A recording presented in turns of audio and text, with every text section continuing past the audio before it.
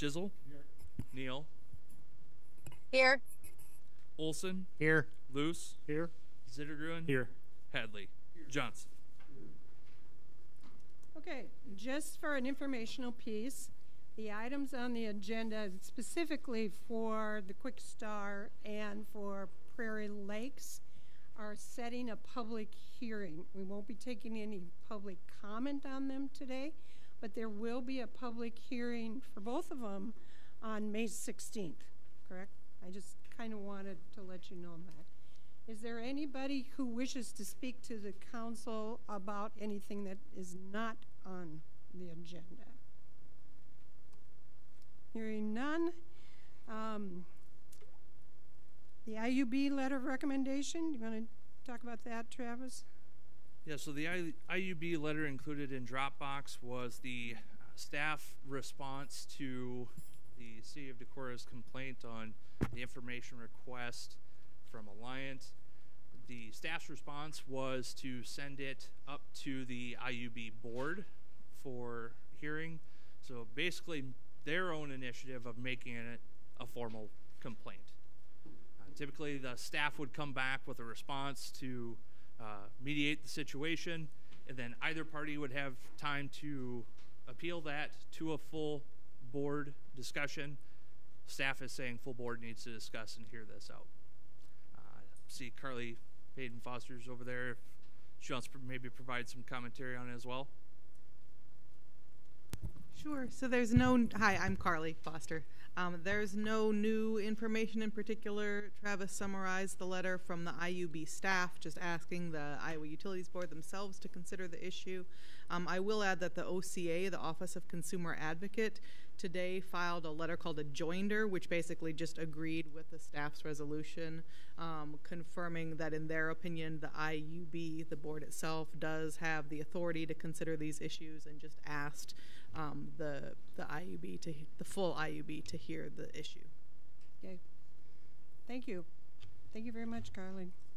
I was just going to make sure that the council understands that the staff does not create the formal complaint. It's only the board can create the formal complaint. The staff's recommendation is that the board do so. This is not yet a formal complaint. It's just the staff's recommendation that it become one. Thank you. Thank you very much. I will be making a proclamation celebrating Arbor Day. In 1872, J. Sterling Morton proposed to the Nebraska Board of Agriculture that a special day be set aside for planting of trees, and that this holiday, called Arbor Day, was first observed with the planting of more than 1 million trees in Nebraska. And Arbor Day is now observed throughout the nation and the world, and trees can reduce the erosion of our precious topsoil by wind and water, cut heating and cooling costs, moderate the temperature, clean the air, produce life-giving oxygen, and provide habitat for wildlife. Whereas trees, wherever they are planted, are a source of joy and special renewal, therefore I, Lorraine Borowski, Mayor of the City of Decorah, Iowa, do hereby proclaim April 29th, 2022 as Arbor Day in the City of Decorah. And I urge all citizens to plant trees to gladden the heart and promote the well-being of this future generation. Okay, consent agenda. Item A, minutes of the March 28, 2022 work session and April 4, 2022 regular meeting. Item B, claims. Item C, March for Life special event permit. Item D, Sittendemai Vesterheim Norwegian Museum special permit. Item E, Pulpit to Pulpit charity fundraiser special permit. Item F, Nordic Fest special permit. Item G, Walk to End Alzheimer's special permit. Item H, renewal of Class B beer permit for Pulpit Rock Brewing Company with outdoor service and Sunday sales. Item I, residential tax abatement. Katie Schweinefuss. Thank you. 513. I even asked, Sittendemai. I got clarification on that one before the meeting. Yeah, I was really proud of that. You forgot the second one. Of 513 Mossman Drive. Motion to approve. Motion made by Olson, seconded by Chisel. Discussion? Just a quick question. I noticed on the permit request for the pulpit-to-pulpit race that there were some concerns about some of the requested closures. Jeremy, did you all come to an agreement with the event organizers on something that would work out? We haven't spoken to them yet. I haven't. Have you, Dave? Andy did. Okay. So yes, we've worked with them in the past, so I don't have any concerns. I don't think anyone else does either. Any further discussion? Hearing none, roll call. Olson, Aye. Chisel, Neal, Aye. Luce, Aye. Zittergruen, Aye. Hadley, Aye. Johnson. Aye. Motion carried. Discussion on location of bike racks. Gonna give something on that? Yes, so if council remembers, several months ago there was a betterment committee discussion on location of bike racks in the downtown, and out of that discussion came trust in staff to work with possible locations. 2 locations for the corral style. These 2 businesses are both supportive and or actually requested outright that these corrals be placed in front of their business. T-Box Sports Grill at 206 West Water, and in front of Decorah Hatchery at 406 West Water. Both businesses are supportive of these racks, and it will roughly divide West Water into thirds. It does favor the west end of Water a little bit more, but then that can extend onto College to the west side. So that's staff's thoughts on providing those 2 parking stalls.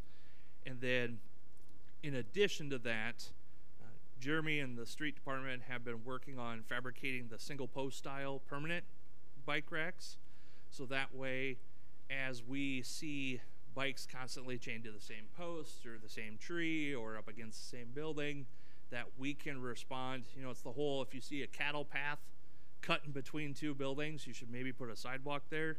It's a similar concept. You see a bunch of bikes constantly sitting here leaning against this building, maybe there should be a bike post there. And are those, is that bike post different than a corral? Yeah, the corral are the big ones that take up an entire parking stall, Okay, that are meant to house several.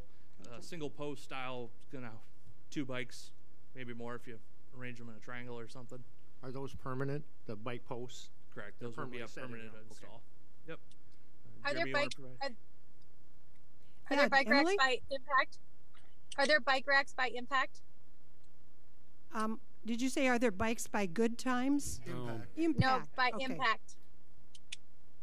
There are not currently bike racks by impact, and we're not talking about putting corrals there, but I suspect that once we start rolling out these cattle path is one way of thinking. I've heard desire path, which seems nicer. If people are, people are already chaining their bikes next to impacts, I'm sure that would be one of the first places we'd roll these out. Jeremy's nodding. Yeah, that was what I was thinking, is that I already see bikes piled up outside of impact. Well, yeah.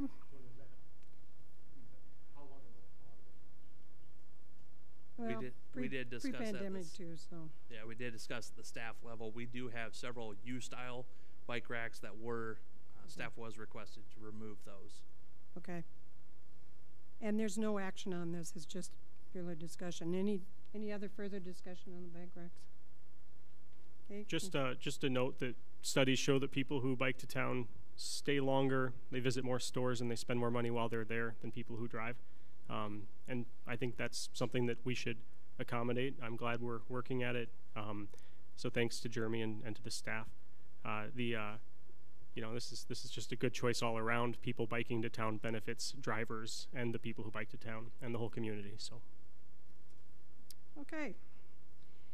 Consider approval of Skyline Motorsports site plan. Okay, so I'll rely on Jeremy on a little. I don't think there's much additional input. Greg's also participating online. He wasn't feeling very well.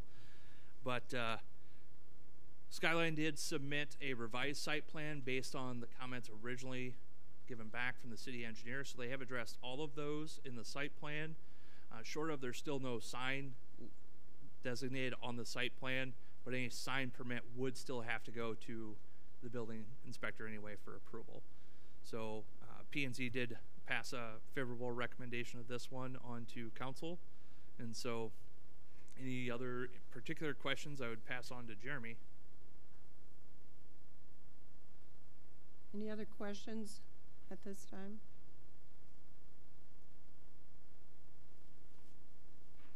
Okay. It is under consideration for approval, so.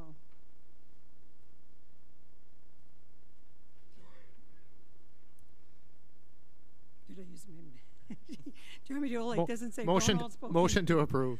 Thank you. Do we need to make that contingent on anything, or is it just the sign is the only thing, right? That's what Correct, you just said, and that right? still has to come for a permit. Okay, motion made by Olson, seconded by Chisel. Now, any further discussion? Seeing none, roll call. Olson, Aye.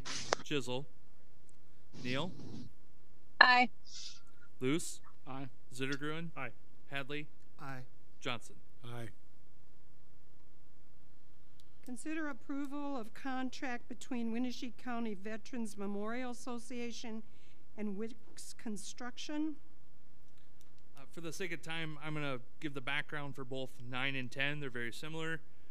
Item 9 and 10 are not contracts between the city and either party. The city has a current agreement with the Winnebago County Veterans Memorial Association for the construction of the Veterans Memorial in Mary Christopher Park, and that agreement says that the city shall sign off on any contracts with work to be done on the site. So both these items are for the city to approve the contracts between Winnebago County Veterans Memorial Association, and 9 is Wicks Construction, 10 would be Bruning. You know, currently we're on 9, which is Wicks. Luce would move 9 for approval. Second. Moved by Luce, seconded by Olson. Discussion. I talked to Mark Stockdale, who's kind of the point man for the Winnebago County Memorial, and he said, you know, they're all on board with both of these things going through, obviously, but they said the funding is going really well. He wants to thank all the citizens of Decorah for stepping up to the plate and helping them out, not just Decorah, but Winnebago County and other places as well. They currently need more funding as they're planning for future uses and more bricks to go in and stuff like that. So if anybody's got extra money they want to donate, they'd sure appreciate it. It also sounded like they were going to be starting fairly shortly, right? I think so. I think Soon they're as next week. kind of starting right away, yep. And I know it's not our contract, but are we making sure that it's ADA, engineered to ADA spec and has the appropriate ramping and textural ending? So staff is actually going to, based on the equipment that was included in the budget for fiscal 23 that we now have and is fully operational, we're going to shoot and survey the whole site so that we can provide center points and all the grading. And Long answer of yes. Okay. Very good. Okay, roll call. Luce, Aye. Olson, Aye. Zittergruen, Aye. Hadley, Aye. Johnson, Aye. Chisel, Neal. Aye. Randy, can you use your mic? Turn it on, move it over closer. There you go. Thank you. Okay, consider approval of contract between Winnebago County Veterans Memorial Association and Bruning Rock Products. Move to approve. Second. Moved by Olson, seconded by Luce. Any comment? Any discussion? Same thing. Hearing none. Roll call. Olson, Aye. Luce, Aye. Zittergruen, Aye. Hadley, Aye. Johnson, Aye. Chisel, Aye. Neal. Aye. Okay, motion carried. Consider a resolution setting a public hearing on conditional rezoning for the Prairie Lakes Church. Travis? Yes. So a public hearing is required before any rezoning. This is a matter that council members came several months ago, was then rescinded, and then went through the process again with a conditional rezoning request. This achieves a very similar outcome as to the route that was pursued through Board of Adjustment, where it would rezone the property to R3, multiple family, and then should the church cease operations within or after the church were to cease operations for 6 months, or if they were to sell the property, it's an either or requirement, they would then revert back to the current commercial designation. Again, this is simply setting the public hearing. This is not a reading of the ordinance. That hearing would be May 16th. City Attorney Anderson? Yes, and like setting a lot of public hearings and kind of my instructions, if you now would be the best time to discuss any substantive changes to this agreement so that we don't get to after the public hearing. Because, and again, the applicant has to sign an agreement in writing in order for the city council to impose conditions on rezoning. And they have signed the agreement so far. So in order to avoid having to reset the public hearing, I would suggest if there were any major concerns, now would be the best time to do that. Well, my question was going to be, do we know that there are no services being held in this location currently? I have not been told or looked into it, I guess. I haven't. It came to my attention at the P&Z hearing that there were services still going on, or currently going on there, and I am concerned about signing an agreement with an entity who may be breaking our city ordinances. They advertised services on Sunday for Easter that were happening at the church, and I know people have taken photos of church meetings at the location. Yeah, they had services going on Sunday. That's my question: is where does that put us to enter in an agreement to do something with an entity who's currently breaking our ordinances? I think that's your discretion as the council to decide whether you want to factor that in to whatever you do or do not agree to. I think all of us were well aware that they've been worshiping there since the first of the year. You know, I'll say it's no big surprise. I was just going to say, for my part, I know that in December when we tabled this and asked them to try a different tact and asked staff if they could come up with a creative alternative solution, I voiced my encouragement that we not enforce this particular ordinance until we hammered it out. I know that that wasn't a council action, but I certainly approve of the way that this has been handled. I did not know they were meeting. I did not know they were meeting until 2 weeks ago. I was under the assumption that they were not meeting at the church. So accordingly, it is the current ordinance that we would be voting on that doesn't really apply. Is there anything that applies as far as them meeting currently now? Again, I go back to that's the council's discretion whether you want to take that into consideration or want any action on that. Do my fellow council members who are troubled by this revelation, I suppose, do you all have a suggestion for how this might be handled in a way that was satisfactory to you? I'd like to hear something from the group as to why they think we should grant them special privileges and permitting conditionally for something that they've already been violating ordinances about.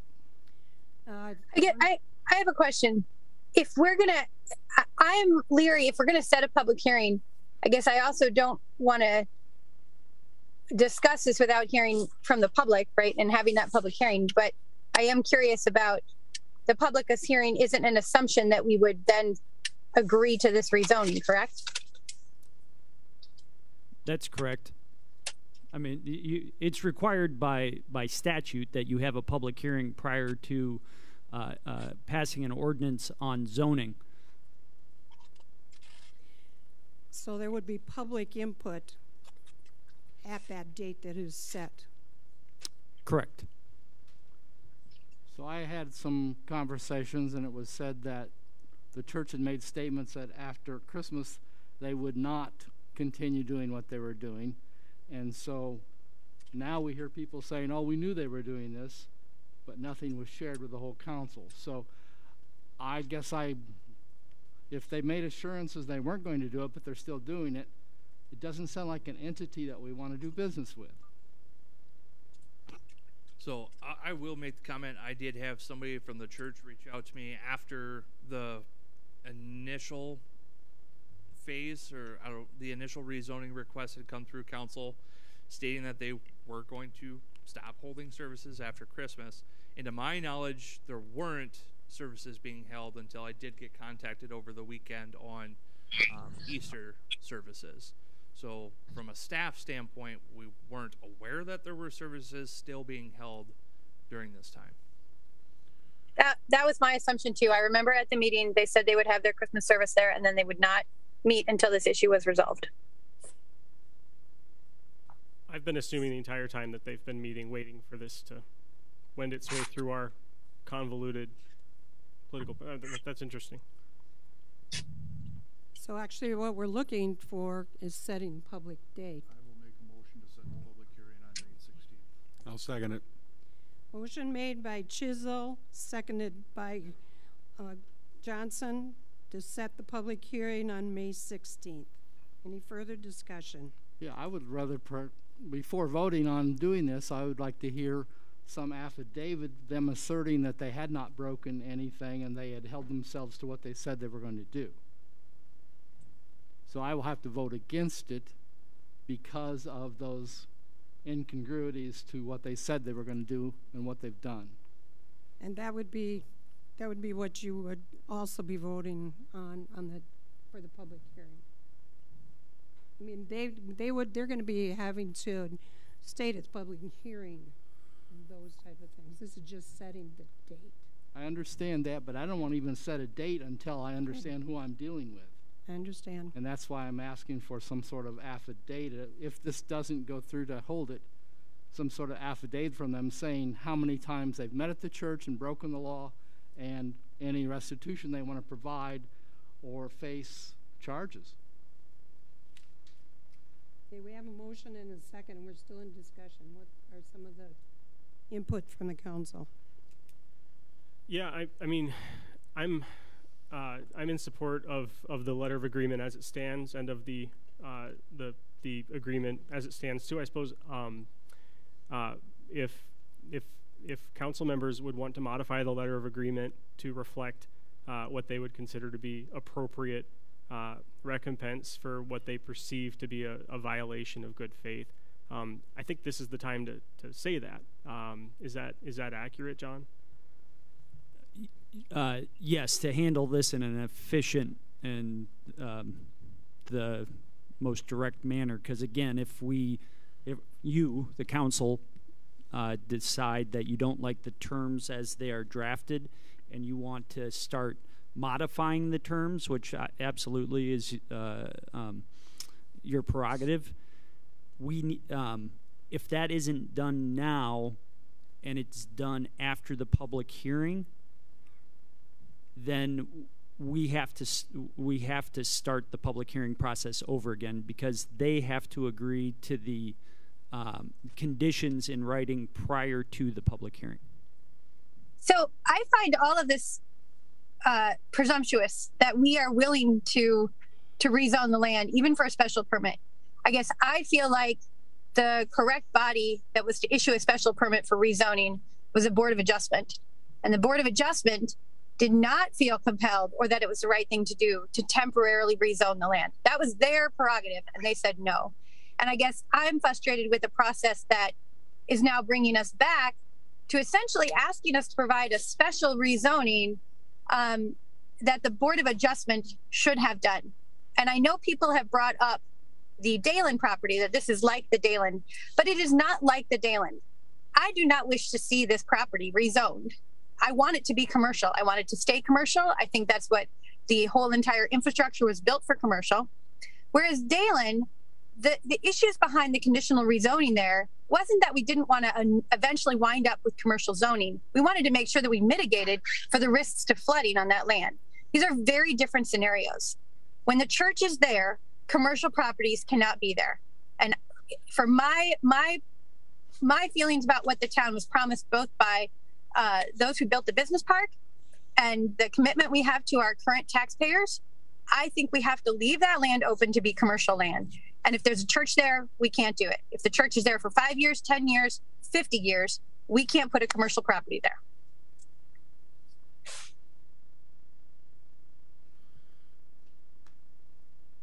I guess I'm confused. I didn't think we were going to get into this discussion tonight. I thought we were only setting a date for a public hearing. I didn't realize we were going to get into this full-blown out discussion on whether it should be going through or not going through. So I guess I'm not prepared to. It's just discussion on. Right. No, I understand. Not to I approve understand. The public hearing. Well, I get that too. It was that I just heard that we didn't even want to enter into sort of this. I hear council members talking about the letter.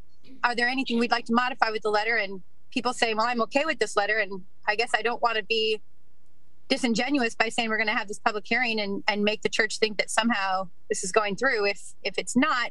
And clearly, if we're going to hear from the public, and I want to reserve the whole reason to have a public hearing is to change one's mind. But I guess I was confused when all of a sudden we were talking about, hey, is this letter okay where we want it? I wouldn't want the church to somehow think we have promised them this letter from this meeting. Well, actually, it's a resolution, not just a letter. And the content is the agreement between the city and them. I guess I would have a tendency to agree a bit with Olson in the sense that I just thought it was for setting a public hearing, and that at that public hearing there would be council people that would weigh in one way or another on this resolution. After hearing the public hearing, that was my understanding, but I could be wrong. Well, I mean, if you're bound and determined to vote against this, if it does, finally come before the council after a public hearing, that's obviously no modification to the agreement is going to assuage you. And so, I don't know how much that conversation would be helpful. But if there are council members for whom a change to the letter or the agreement would make a difference on their vote, this is a good time to speak up. Otherwise, I think we should set the hearing and have the argument then.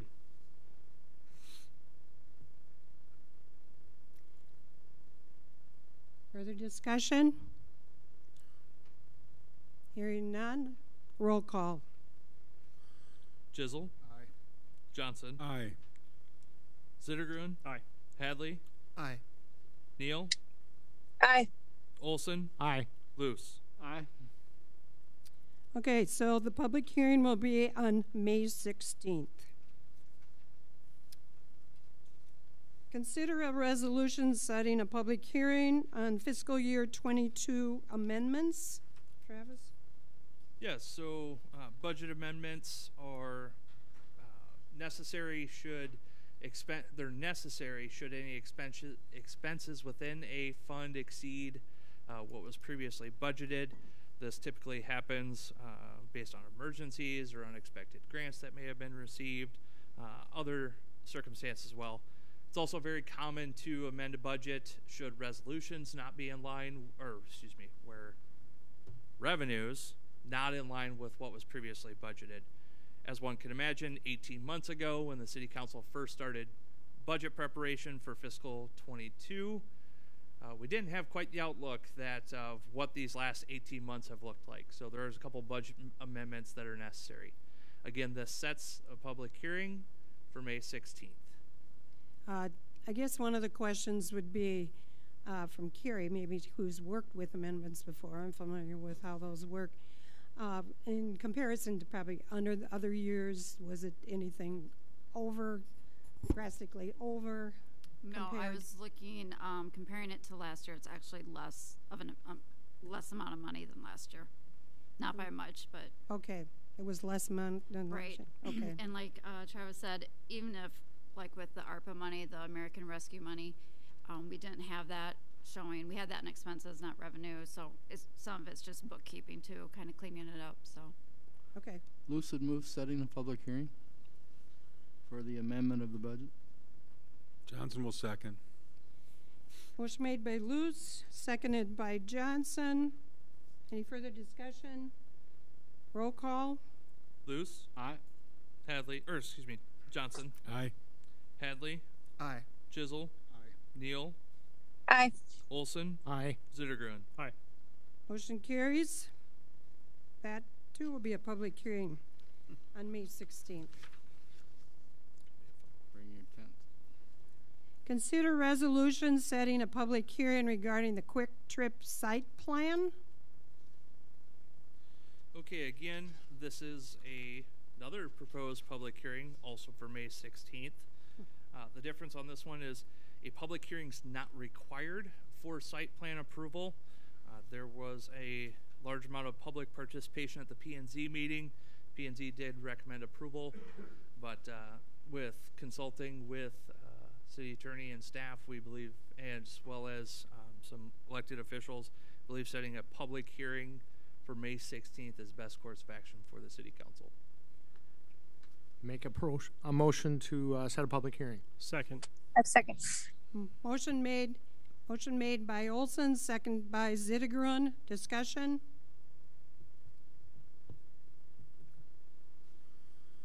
Hearing or seeing none. Roll call.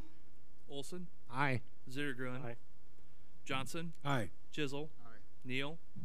Aye. Luce. Aye. Hadley. Aye. Consider a resolution setting, this is like, Yeah, I know. 16's gonna be fun. consider a resolution setting a public hearing on 2022 alley improvement project. This one's a little less exciting. This is the 2022 alley improvement project. This hearing is on the plans and specs in form of contract. So the bids will go out and need to be received back by the 12th in order for council to consider those at the public hearing and then potentially award the project at the 16th meeting as well. Anything I missed, Jeremy? Motion to set a public hearing. Second. Motion made by Olson, seconded by Neal. Any further discussion? Hearing none. Roll call. Olson. Aye. Neal. Aye. Chisel. Aye. Luce. Aye. Zittergren. Aye. Hadley. Aye. Johnson. Aye. Motion carried. Consider an ordinance on regulation of electric vehicle charging stations on public property. First reading.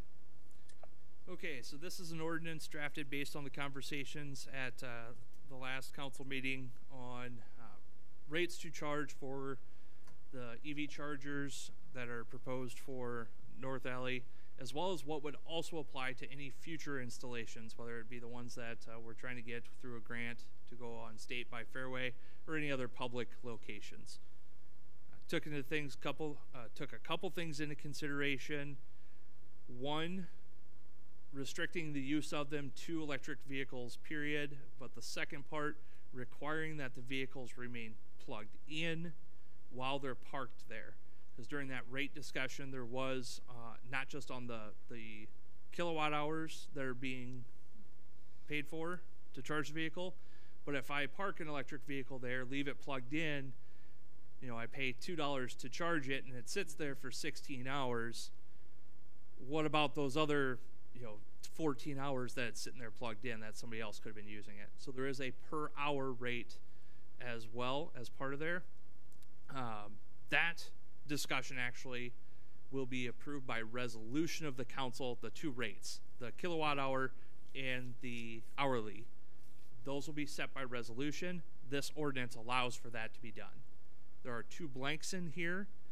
One is what the city council wants to establish as a parking ticket for violation of this ordinance, and the second being if it's not paid within 30 days, what does that increase to?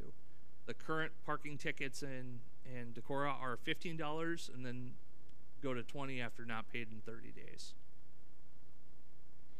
Those you have to set. Those have to be set within this. Right, those need to be placed in there, or if council says 15 and 20 for all our parking tickets, want to make an adjustment, now's the time to at least get it started in this one. We can. What are the fines for parking in a handicap zone? 150, 250. That's a state one. I can't remember. Is it 250? Might be. I'm not sure off the top of my head. It's much more than what this current city one is. Yeah, it's one of those two. I would recommend we just mimic the handicap parking because it is a limited resource designed for a specialty purpose, very similar to handicap accessibility.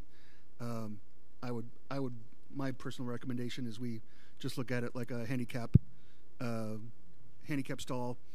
It's a pretty clearly marked.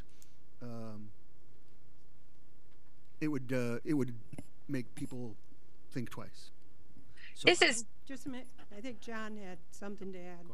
so the way this is written, we have it could be a misdemeanor, and misdemeanor fine right now, it was $60. That just went up to like $80, I think. So there may be an issue with that exceeding that amount, since that's what's set for misdemeanor. If we did a civil infraction, which is a little bit more cumbersome, you could go up to $750, whatever's in our city municipal infraction code. Would that involve staff time from you? Yeah, it would. That's, although we've been working on that to try to streamline that to make it more PD staff involved, but it does typically involve more time from me as opposed to a misdemeanor type. Emily? you're just talking about the fine if they park there and they're not charging, right? Correct. This is not for leaving your car there after you charge. Or if they're not an electric vehicle as well. It's both. Okay, I guess I don't want to have that steep of a fine for people who have their car charging and they wind up an hour over because they were at Pulpit Rock having a beer. If they pay the extra surcharge for leaving it there after it's charged fully, I guess I wouldn't want to see them assume that handicap level charge, given that then they might not want to go there at all. They're like, okay, I'm going to go shopping, or I'm going to do this. If I'm an hour over, it's $150. That seems really steep to me. As long as they leave it plugged in, they would not be subject to any kind of fine, because the software has the ability to charge that per hour rate that would be established by resolution of the council after the ordinance is approved. So it's anyone parking there without. Okay, that helps. I still think it's too steep. I'm good with just regular old parking signs. And what would you say the misdemeanor charge was? Yeah, I think that's gone up to $80 now. It was $60. I could confirm that if that's the benchmark you want to set it at. I would like to see us raise our parking fines in general. $15 and $20 I'm sure doesn't even begin to cover the staff times in collecting them, and doesn't serve as much of a disincentive to lots of people in town, although it may serve as a disincentive to some. I think this is a good place to start. Appreciate Ross's creativity, but I think although there are some similarities, they're not exactly parallel cases between handicap parking spaces and electric vehicle parking spaces, especially the amount of inconvenience to the otherwise correct, would-be user. And so I don't think that they should be this, yoked prices. I'd like to see us, hit that $60, $80 misdemeanor target, and then I'd like to see us look at the rest of our parking rates to do the same. I have a question about this before we set these things too. Are there cameras on these or anything that would prevent someone from unplugging someone else's car and then incurring an infraction for them? No, as a no or no, not aware. There are cameras on them. No, I'll confirm that, but I'm pretty sure there are not. I mean, so like one potential pitfall of this is that we're effectively giving people the ability to, if you're someone who's, maybe I shouldn't give people ideas. Or assumptions? I'm just saying that if I had an electric car parked there, I would probably be interested in claiming that someone else had unplugged it, and it wasn't me, I swear. So for this resolution, we are, as Travis said, you're looking for a person who violates any provisions of this chapter shall pay a fine of blank. All parking violations pursuant to this chapter shall be charged and collected upon simple notice of fine payable to the city clerk. We have to have a number in those blanks, correct? Okay. I'd move 60 and then the penalty be up to 80.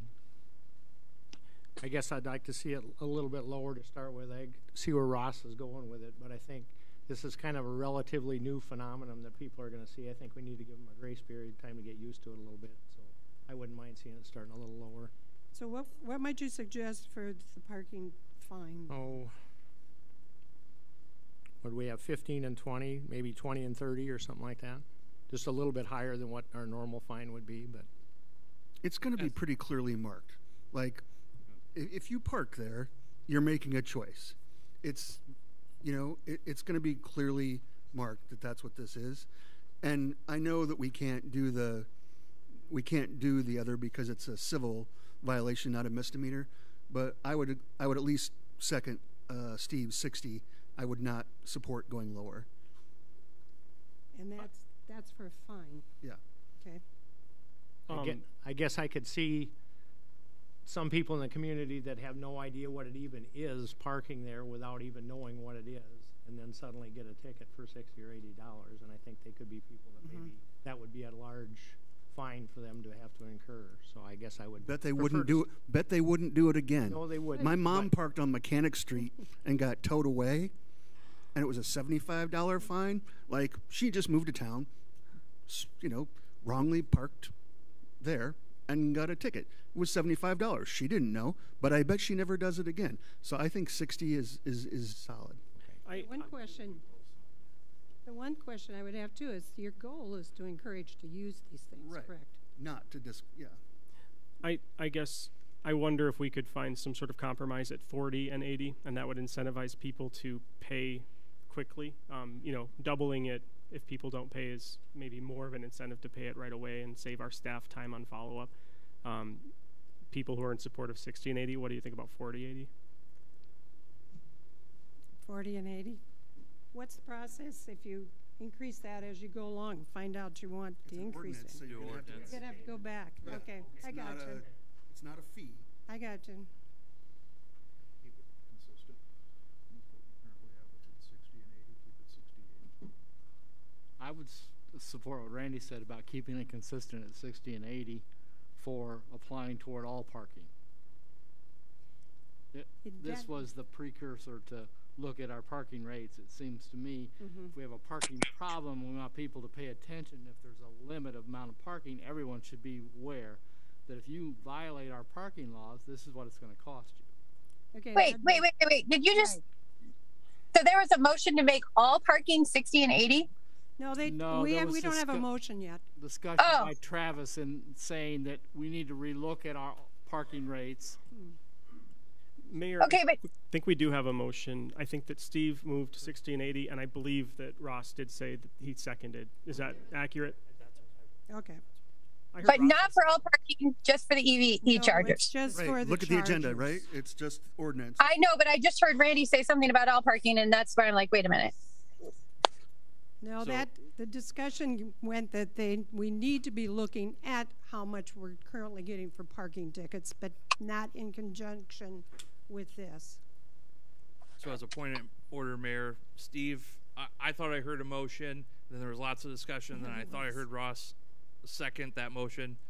If that's the case, can we please get a formal motion in a second just to make sure everyone's on the same page? And that it would be for 60 and 80.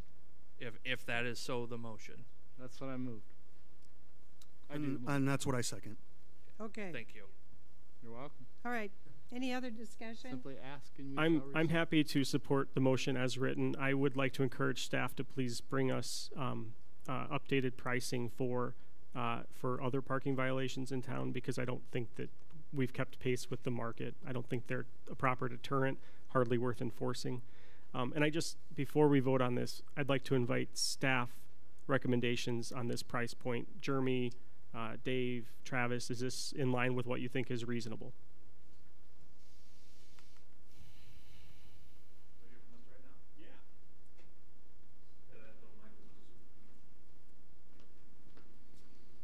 Your one question was what are parking tickets in town?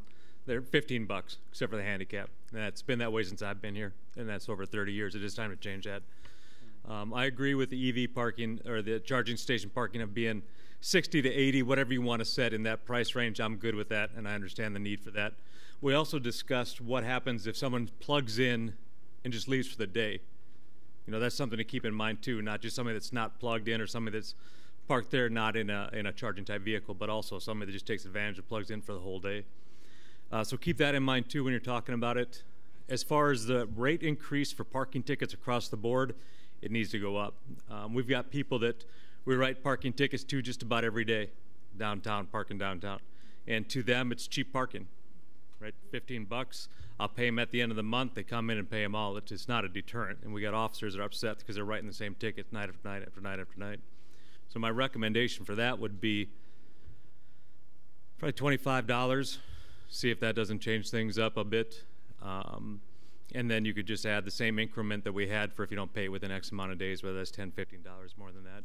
Other cities that I've read about have incentives for paying them off right away. If you get a parking ticket, say it's an expensive ticket, like someone made a motion today about all parking tickets being $60 and $80. I know cities that do have expensive parking tickets, and they have an incentive to have people pay them off right away. If you pay your ticket off right away for a $60 fine, it's only a $30 parking ticket. You know, if you pay it off in a day or 2 days or whatever the amount of time period is. That's something I don't know if you want to keep in mind too, but that's just an example of what else other cities do. But yeah, bump it up, I would say $25, $30 for a parking ticket. So actually probably give staff direction to come back to the council with suggested changes for the general parking fines. I'd like that. Okay, so we... Thank you, Chief. Okay, we have a motion and a second. Roll call. Luce? Aye. Hadley? Aye. Neal? Aye. Olson? No. Zittergruen? Aye. Johnson? Aye. Chisel? So that's a first reading, and we will have the second reading on May 16th. Are these stations going to be operational pretty soon? Jeremy, where are we at on the install over here?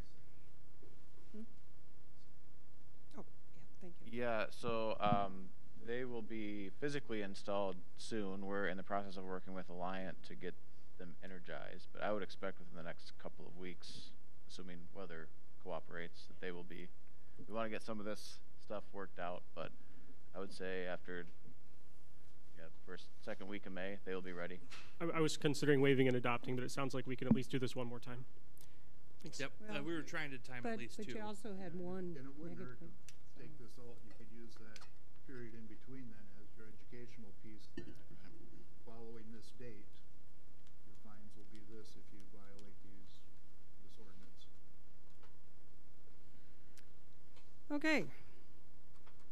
On to the next. Consider an ordinance on water rates. This is the second reading. Travis? Yes, so on the water rate side, the ordinance as it's prepared would increase the rates 8%, as was figured into the budget as part of the budget work sessions.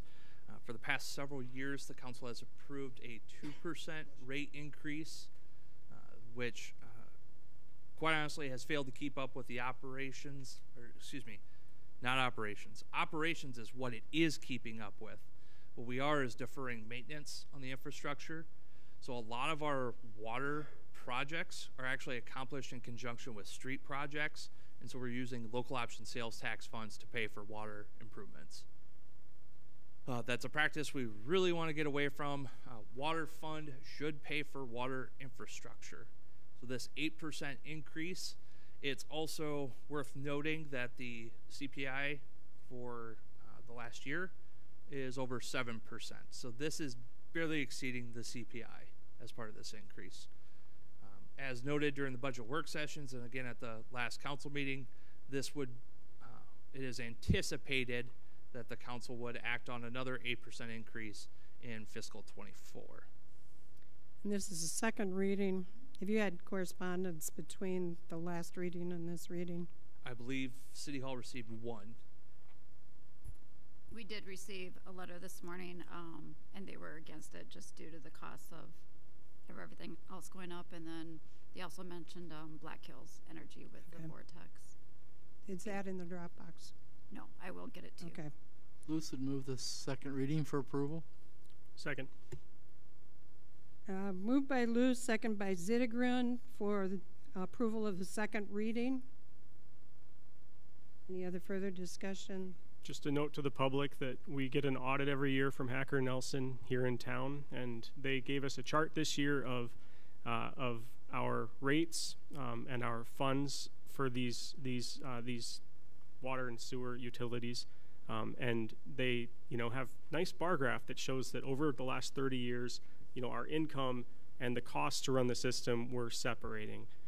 It's time to do the right thing and make sure that we're not saddling future Decorah generations with infrastructure that has not been taken care of. The way to take care of it is to make the rates the right price, even though we know that's not popular. This is good leadership, I believe, and that's why I'm voting yes. Okay. Roll call. Luce? Yes. Zittergren? Yes. Olson? Yes. Hadley? Aye. Johnson? Aye. Chisel? No. Neal? Aye. Okay, motion carried. Consider an ordinance on the sewer rates, second reading. Okay, similar fashion, 4% on this one. Again, similar notes, 2% the last several years by council. The sewer fund is in a healthier position. With that being said, though, we are also facing a multi-million-dollar wastewater treatment plant upgrade required by the state of Iowa under the Nutrient Reduction Act. So we need to keep up. We're not, again, 4% CPI over 7. We're not even keeping up with the CPI, but we need to keep advancing the sewer fund, or we're not going to be in a position to make those improvements, or we're going to have to borrow funds, and that comes back on property taxes if they're not covered by sewer revenues.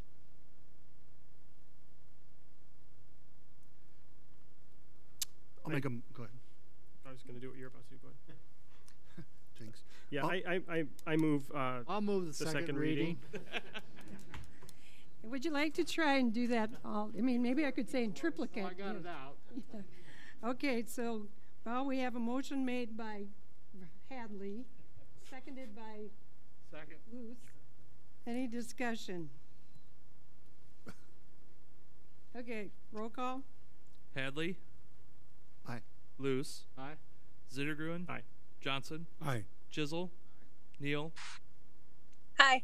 Olson? Aye. Okay, mayor appointment to the hotel motel. We've talked about this. With the new 2080 agreement, I believe it was time to put that up. The appointment to that would be Kurt Johnson, Randy Chisel, and then Sarah Mollers, who's the director of marketing at T&G. Those are the names that I'm bringing forth.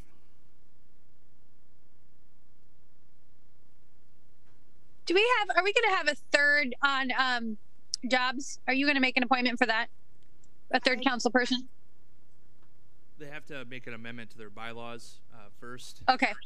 So that is anticipated to come.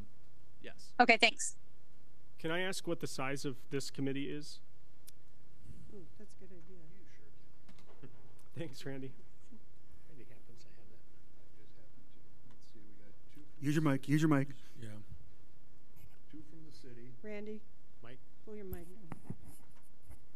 Thank you, Randy. We got the two from the city. We got the chamber director, Jess Rilling, the chamber representative, the board president, Sarah Thomas, the tourism and economic development director, Steph Fromm, the representative from the tourism and economic development board, Mark Jensen, who at our last meeting we elected as board president. One hotel motel industry rep, which is Justin Bullman from Country Inn. Two from either retail, restaurant, or beverage. We got Gail Bolson Magnuson from Agora Arts and Sean Brown from Impact Coffee. Our Luther rep is Brad Chamberlain, and our community at large now will be Sarah Mollers. I didn't count that exactly, but 10-ish or 11-ish is what I heard. And I think that given that Decorah Jobs is a much larger board, I think it was appropriate to have 3 representatives from council on that organization. But for a small organization, it seems like 2 is an appropriate number. 11. So, yeah, that's good to know. Well represented in that area. So, We need an action on that? Nope. Okay. Just need you to state it for the minutes. Okay, that sounds good. Okay, 19, closed session. You want to give a description on that?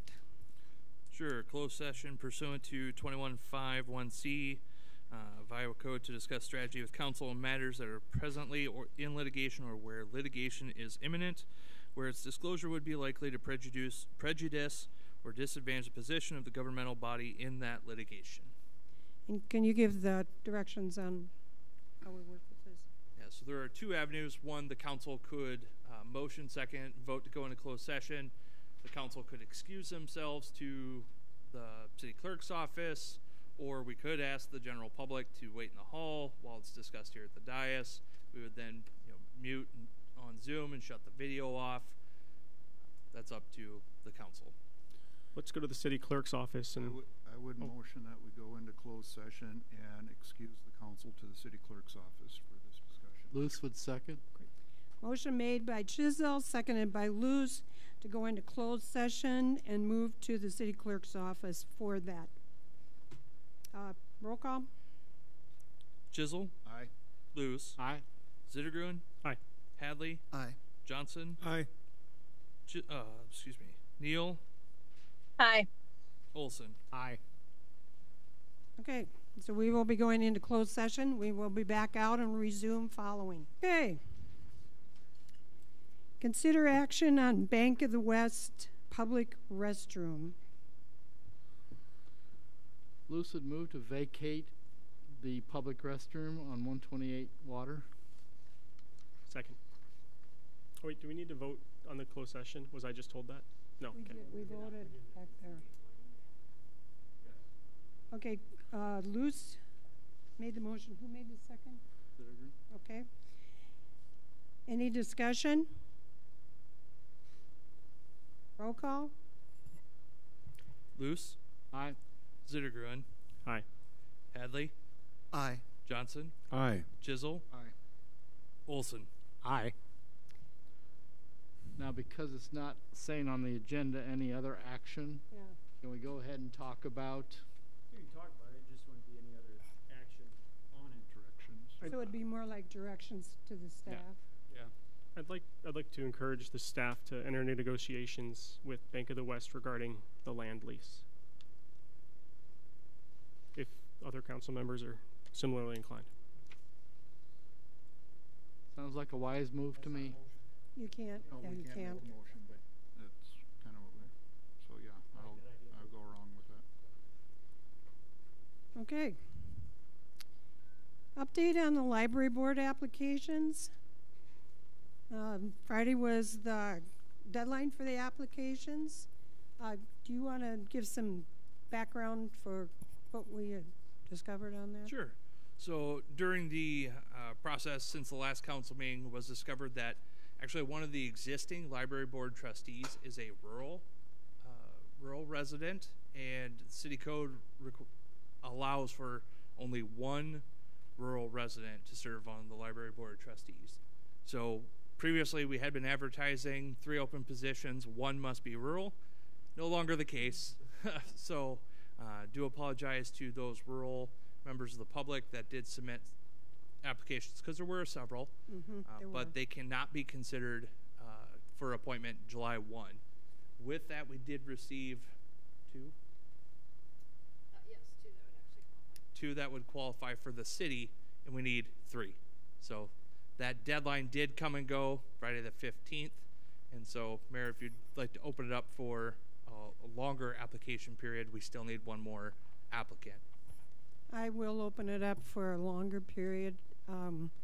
Hopefully by the probably by the end of May, so that we can have somebody in, or all 3 positions filled, beginning in June, going into July. We can actually go further than that if we need to, but let's do the application date. I'll let you figure that out. I know you like to do that at a certain End of May Friday. should be fine. Okay. And we would approve all 3 at that point?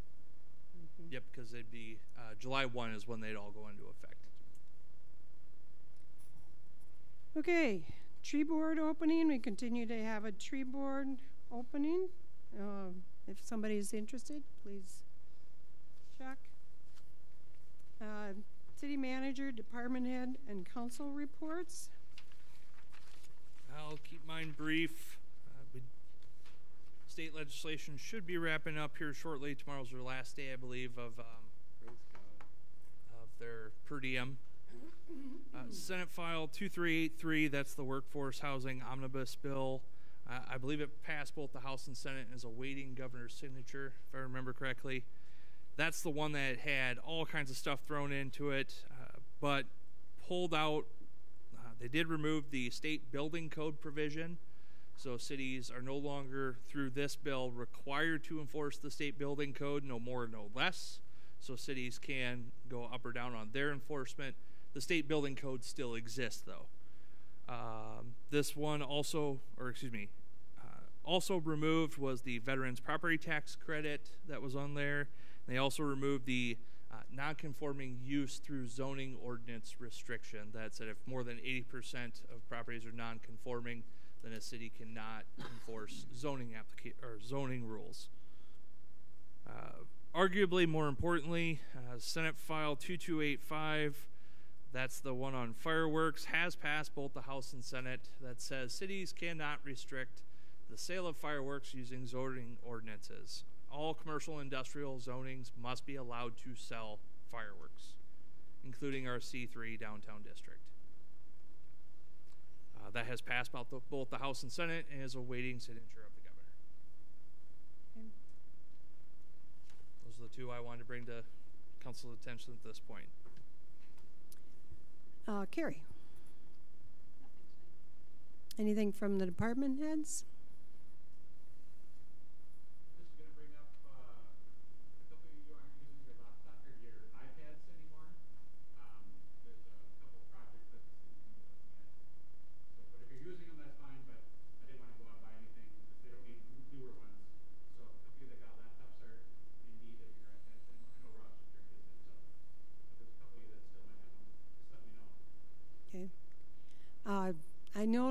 I heard that, this is in relation to the library, that Rachel has a book discussion group going at the high school.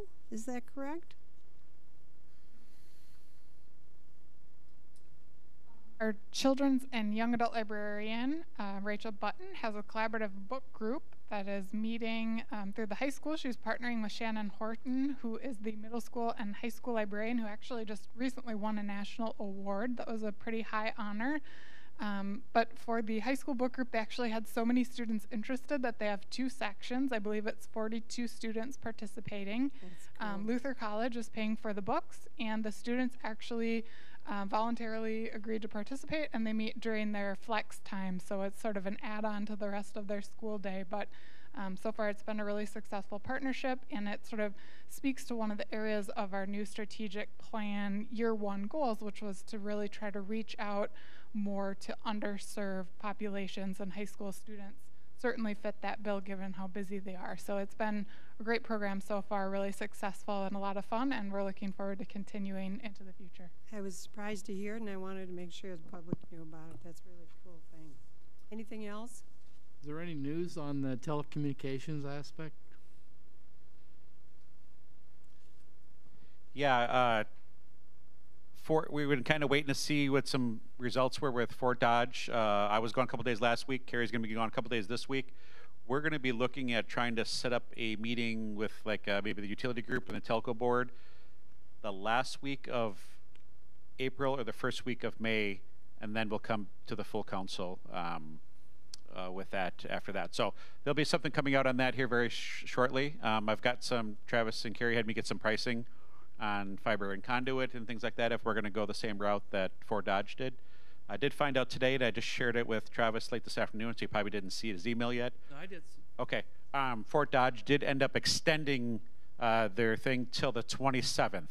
So they did like a 2.5 week delay on that. The contractors were asking for the delay, not them. So hopefully right around that time we should have an update from them and be able to give a utility and a telco meeting together, and all council will be invited to that. And what would that update provide us? It'll give more insight as to how Fort Dodge. Fort Dodge is trying something interesting, and we're going to let them be the guinea pig. And it's something that we could replicate here, but we don't want to be the guinea pig. Does it have anything to do with partnership of public-private? No, it's actually I don't want to imply that they're doing something wrong. What they're doing is they're going out and buying all the fiber, the conduit. They're buying all the material and issuing a request for proposals to provide the service of the install. So it'd be similar to the city going out and buying a pre-manufactured steel building and buying all the fixtures and then doing an RFP for assembly. State bidding requirements, if you wanted to build a building, would apply. But if we buy a steel building and all the fixtures and have an RFP for assembly, it wouldn't. This is the similar route. Thank you. See, Jod's creative. Again, we don't want to be the guinea pig, but we could replicate. Okay. Thank you. Randy. Okay. First off, I'll go over a little bit on the hotel motel because Kurt had to step out at our last meeting. It was a very simple meeting. We elected a chairperson, like I said, Mark Jensen from the Winnebago County Development Tourism Board. He's the president. We just went over our budget for the next year. We talked quite a bit about the Vengo machines, which have been very, very popular, and more locations wanting them. And it is in Vengo? Vengo. Vengo. V-E-N-G-O. Okay. Then we did do quite a bit of talk about this river tour stuff. That's going to be in La Crosse, and they're going to be doing day trips down here throughout July, I believe, and August, which kind of carried over to our chamber meeting a week ago Friday. We moved it up because of Good Friday. And that was just a very quick, simple meeting. Again, we talked about the Viking River cruises, but we also talked about the gala, the success, the uniqueness of it. Grossed about, or netted around $11,000 for the chamber. It was fun. The next fundraising event we have coming up will be the chamber golf outing the last Monday in July. So that's what I have this evening, Mayor. Thank you. Kirsten. Let's see. A week ago, last Tuesday, I attended a planning and zoning workshop put on by the Iowa State Extension Office. It was an outstanding class that you guys have put on. They're really, really good. Kids and groomers there. We had a few people from Board of Adjustment there as well. But really, really well put on class. That Thursday of that same week, I got on a webinar. I think Steve Zitterman was on that as well about walkability. Just on a side note, it was geared more toward larger communities than ours, but it was really interesting class as well. And then on that Saturday, the mayor and I went down to Waterloo for the Iowa League of Cities was giving training session down there. And I'm sure y'all familiar with their class. It was another really, really well done class. And then lastly, I'd just like to say that tomorrow night up at Luther College at the Center for Faith and Life, they're having a class from 7 to 9, and it's put on by Neil. I'm going to abuse his last name, but Kashkari, I think it is. He's the president of the Federal Reserve up in Minneapolis, and he's putting it on with Michael Osterholm, who is an epidemiologist. He's from Waukon, originally graduated from Newton, and he's now, I think, associated with the University of Minnesota. And he's on President Biden's task force for COVID. And the class he's teaching is on COVID and the economy and how it's affected our economy. A really interesting class. Anyone must check out 7 to 9 at the Center for Faith and Life. I think it's also available on Zoom. Right. I would just say I wouldn't categorize it as a class. I would call it a lecture. It is, actually, it is a lecture. Yeah. It's one of the, what do they call them? Not Farwell lecture, it's not that. I think it's the Roseland lecture, I think isn't it is too. Yeah. Steve Luce. Oh, thank you. Steve Luce. Yeah, I attended SMID meeting. There's concern about how to get a truck for hauling the water, and Mayor was making notes and going to talk to people. So We did talk. I can give that. We got one that won't go and one that won't stop. Which one do they want? I think they really want to do the watering, so maybe the one that won't stop. But they're also looking, as you probably saw on public information, looking for volunteers to help do the watering. That's all I have. Steve Zittiger. Just a couple things. First, following up on Kirsten's note about the planning and zoning workshop put on by the Iowa State Extension Office. It was highly valuable training, even if you've done it before. I had read the book before. It was very valuable to go in person. I encourage you to go again. I personally, and I've mentioned this to the mayor already, I would like to see us consider making it an expectation of council members, planning and zoning commission members, and adjustments members, maybe to do it once every 5 years or so. Because it's very clear that Decorah, like many communities in Iowa, seems to operate outside of the vision of Iowa law for how especially the Board of Adjustments will operate, and maybe outside of Iowa's vision for how we operate according to our comprehensive plan. You know, one of the things that they mentioned several times was if your Board of Adjustments is permitting variances more than a couple times a year in really extraordinary cases, you need to look at your ordinances and fix what's wrong with them, because when the Board of Adjustments is issuing a variance, they are saying, this is in the words of the Iowa State Extension workers, they're giving permission to break the law. And of course, that's not something that you should do very often. I appreciated that. I hope it's something that that we can help educate our community leaders, because I think we should be operating as well as we can. I also just wanted to follow up on the MEU stuff, because we sort of talked about the staff recommendation that it be elevated to a formal complaint, that the board will consider that recommendation, the IUB will. But I think maybe we just glossed over our lawyer who we've hired to represent us in these matters has submitted to the IUB a concurrence, which is just to say we told the IUB we agree with the staff recommendation that this become a formal complaint, and that concurrence is in the City Council Dropbox for today's meeting. So if you want to take a look at that, you're certainly welcome to. That's all I have, Mayor. Ross. I just wanted to say thank you. First of all, it's great to get feedback on all the meetings.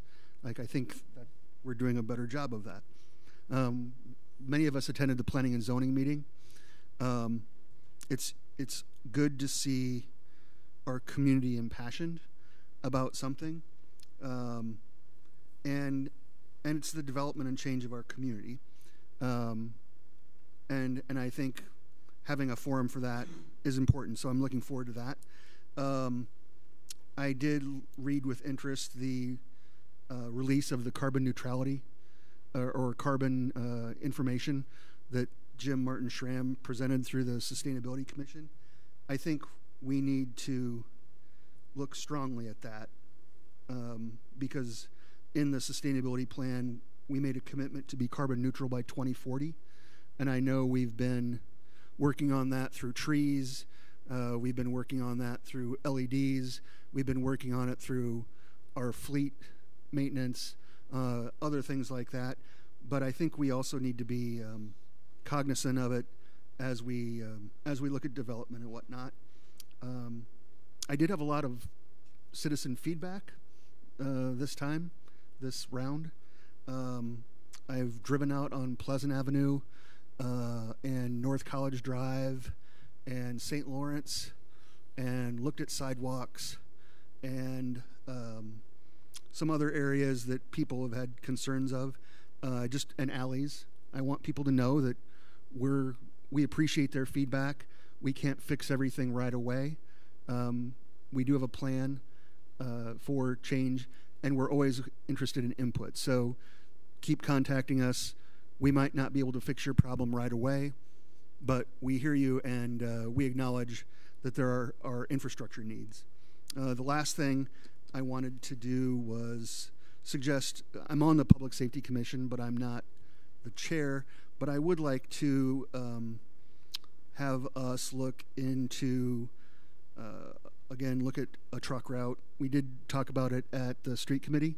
It did not, no action was taken, but truck routes, red lights, and speeding. You know, just being a good neighbor, a good driver, and trying to work together to keep our pedestrians, bikers, and other motorists safe. So I think we need to take a little harder look at our transportation infrastructure. But other than that, I have nothing else. Thanks. Mayor, I believe we need to have a personnel committee meeting sometime in the near future. I'm open to whenever you suggest we do that, to talk a little bit about the salary matrix. And actually, we've got that set up for a work session. We do. 25th. Okay. Yep. Okay. Okay. And I also want to talk to Chopper sometime in the next week or two. I would like to get off of this, but I need your help. I need a primer on my new computer, I think. Probably 15 or 20 minutes worth to get it all switched over. We finished up the Municipal Leadership Academy. Those were 3 meetings.